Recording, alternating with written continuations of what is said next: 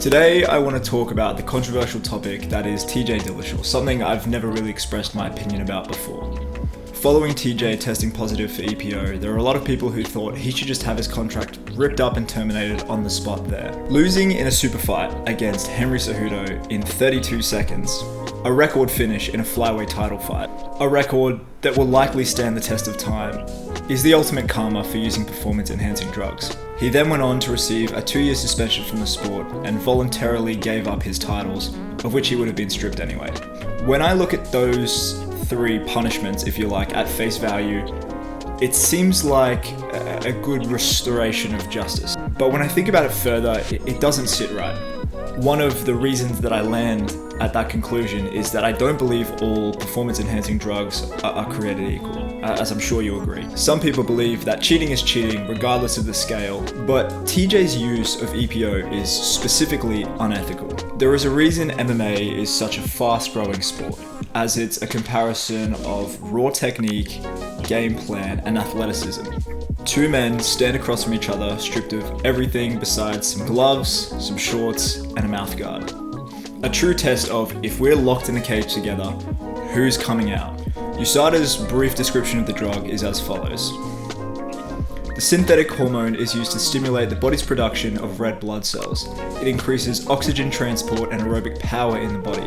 It is classified with peptide hormones, growth factors, etc. To give you a more tangible idea of its effectiveness, tests done here in Australia have shown that EPO can give you endurance benefits that you would receive over several years in as little as 4 weeks. This is all going to be caught. I can't.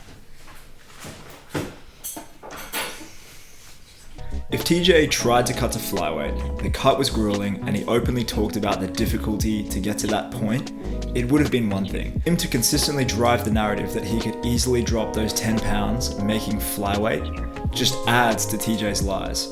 I think Max Holloway is as good as they come morally in the UFC, but imagine if after his fight where he dominated Calvin Kattar, we found out that he'd tested positive for performance-enhancing drugs. Calvin Kattar took as much damage as some fighters receive in 5 fights going all 5 rounds with Max Holloway. It is very likely that Calvin Kattar will never be the same athletically as he was prior to that fight, and there's even a case for him to walk away from the sport altogether. My point is, we're talking about years of men's lives. TJ was willing to go against another man trying to feed his family and carve out his legacy in the sport that we love. So did TJ use performance-enhancing drugs prior to his fight with Henry Cejudo? We can only speculate if TJ used performance-enhancing drugs in prior fights, and to be fair, the narrative he's created at least sounds pretty honest. The only evidence for is when Cody Garbrandt accused TJ Dillashaw of using performance-enhancing drugs over Twitter between their first and second fight, before doubling down again at a press conference saying, "You're the one who taught everyone how to do it at Team Alpha Male." As fishy as it is, it's pretty hard to say, especially with the now 35-year-old TJ Dillashaw beating Corey Sandhagen. The fight was so close that I'll have to rewatch it to kind of settle on who I think won, but the point is that both of those men are world class. But again, the UFC pays millions for USADA every year. And if Dana White found out that TJ Dillashaw had been using performance-enhancing drugs for years, and he still hadn't been caught, I think the UFC probably would have sacked off USADA and looked for another drug testing company to test their athletes. From my understanding as well, you also need blood testing to test for EPO, so who knows. TJ made the right move bringing it up straight away, something that he leans on all the time, but does he deserve credit for it? He could put his head in the sand and pretend he had no idea, but considering you need to put a needle in your ass to inject it, bit of a hard one to argue there. No doubt his approach to managing the scandal was completely constructed by a legal team who understand damage control. TJ is a snake for cheating in the first place, and I struggle to move past that. The only way to truly get rid of cheating is to ban athletes for life. But this would have ruled out not just TJ Dillashaw, but Nick Diaz, John Jones, and Anderson Silva, and countless other UFC legends and stars. To add to this, if the ban was given by the UFC, then these fighters would just move to other organizations like One Championship and Bellator, which would just financially hurt the UFC. Potentially refusing to accept drug cheats into the UFC Hall of Fame could work as an incentive to stop athletes cheating, but who knows what length athletes will go to get a win and further their careers.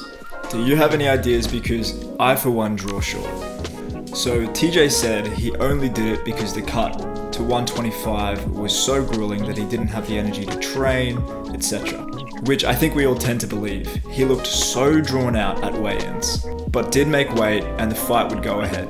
Thankfully, although controversial, the fight was stopped quickly and the right man got his hand raised. But who knows how that could have played out if we saw a round 2 through 5. Especially with a guy like TJ Dillashaw, where his biggest weapons are pace and endurance.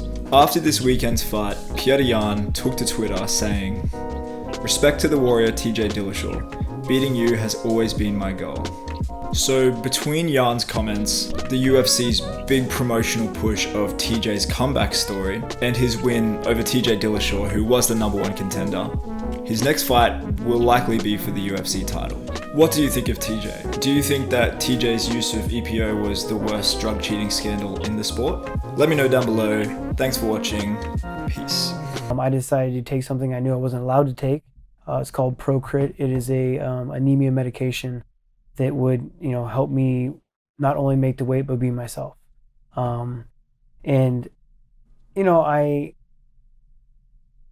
I'm not mad I did it because I don't think I could have taken the fight. I'm obviously going to own up that I cheated. I got caught.